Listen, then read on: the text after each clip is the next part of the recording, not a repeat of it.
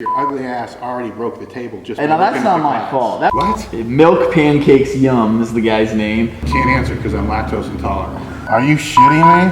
Wow.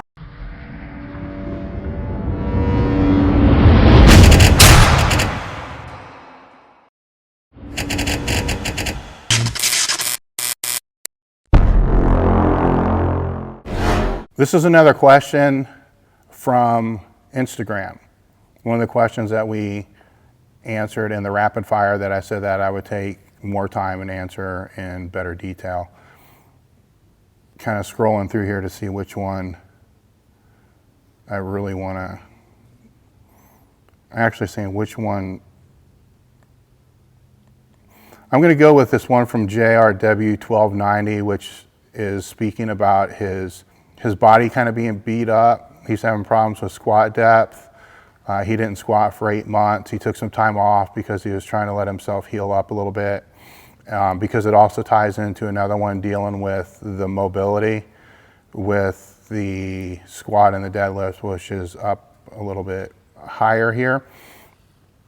When you're, and I don't know the age, I don't know how old you are, and that definitely plays a role when you're dealing with recovery from a meet or recovery from injury and so forth. And it's very interesting that I have these questions that are coming in that they're tying into recovery. They're not so much mobility or really injury, but it's tying into recovery and your body's ability to recover. I just had a conversation last night with one of our other team members, Brian Mann, who did a study in Missouri in regards to stressors and how they impact athletes' performance and school performance. And the gist of the study, and we can link the URL to it in this, is what they found was when the student athletes were during finals, so that they had higher stressors, the injury rates went up. And the analogy has been made since Charlie Francis to a lot of people that everybody's got this cup. And the cup can only become so full, and then it begins to overfill. And that's when so-called overtraining can happen, injuries can happen. You can stall, you can go into a state of not being able to make any progress. So it's not always an injury thing. Sometimes it's just a thing of you're just stalling out and kind of hitting a brick wall. And the question I have for Brian is, I've often wondered if there were more than one cup. Because sometimes you'll get somebody who's going through huge stress in their life, and then training becomes their way of decompressing. So while being a stressor, it actually becomes a way to lower the stress level. And from the conversation, and I defer to him because he is the expert in this subject, there is only one adaptive response. I mean, there's many different adaptive responses, but they all kind of tie in together. So the question that I had then falls back into the cup. How do you get a bigger cup? Because we all know everybody's got different abilities on how they're able to recover from stress and how much stress they can recover from. And the way I was able to formulate this in my mind a little bit better was, instead of talking about a cup, using a water balloon. So the water would be the stress. So the water going into, a small water balloon, that's how much stress you can hold. If you exceed the capacity of the balloon's ability to stretch, the person's ability to stretch to be able to accommodate the resistance in their life or accommodate the resistance in the training and so forth, then the balloon's going to break. Now, over time, a person can develop the ability to form a harder shell, a bigger balloon, so to say, so it can stretch more and more. The things that there's multiple things that factor into this that can exceed way past this interview and way past my intelligence level. But the things that play into that are your training state. If you're out of shape, obviously the stress of recovering from the training or the water that's going to go in that balloon is going to be a lot more than if you are in shape. That's where aerobic capacity becomes important, is to be able to make sure that you're always in some kind of shape to be able to recover. Being in shape is always a positive factor. Now, I'm not saying you need to be over your aerobic capacity needs to be over the needs of the sport that you're competing in or whatever your training goals are, but that's part of being in shape and to be able to help you be in shape. Your ability to recover as far as nutrition also plays a role there. If everything you're putting in your body is junk, well, then you're going to recover like junk. Now, I'm still going to stand by my old point of view is if you're in a 3,000 calorie surplus and it's all junk food, I'm pretty sure you're meeting all your nutritional needs. If you did your blood work, you just put a bunch of shit in your body. But even with that, the sugar is going to cause inflammation. It's going to cause other things which are going to inhibit your body's ability to recover. Some other aspects that help with recovery are, work.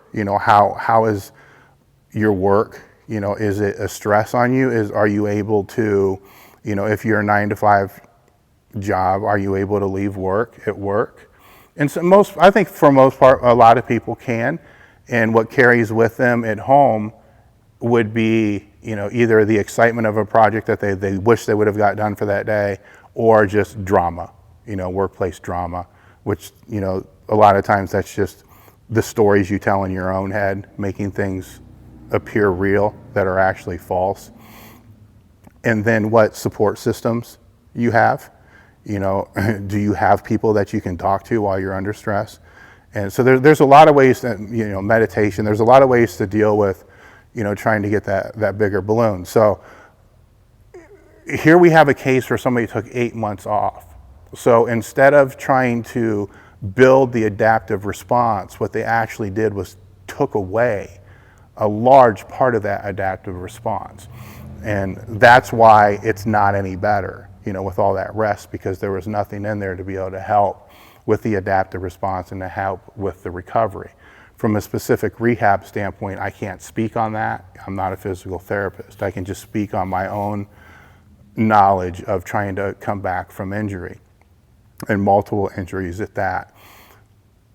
And there's no sense in saying what he should have done. That wasn't the question. The question is, what should he do now? So what he should do now is to take time coming back. So as you're trying to increase the range of motion of the squat and the deadlift, I believe you were asking about, just go to where you can handle that threshold. You might begin to feel it be a little tight and then come back up again. If it's a squat, maybe use a box squat and then go to where it's just at that threshold. The box will stop you. Do not bounce off the box. Do not slam on the box. Do not rock on the box.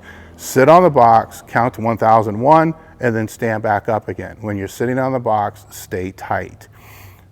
Do that for a couple sessions. If it feels good, take a ½ inch out and then work your way back down that way over time. You're in no hurry here. You had 8 months that you took off, so what's the hurry now? If you already were willing to take off 8 months, if it takes another 8 months to get back to where you were, that's way ahead of schedule as far as I'm concerned. What you don't want to do is to have a setback that's going to put you back to where you first started, where you're in that injured state. So from that standpoint, take your time coming back, make it a slow process with goals in place, objectives are better terms than goals. Objectives in place that you want to be able to do. You want to be able to do a full squat within 10 weeks, even if it's just with the broomstick, with proper form, and same with the deadlift. As far as the other factors that can help with this is, start some light aerobic work. Just go for a walk in the morning, walk around the block. I don't really care what it is.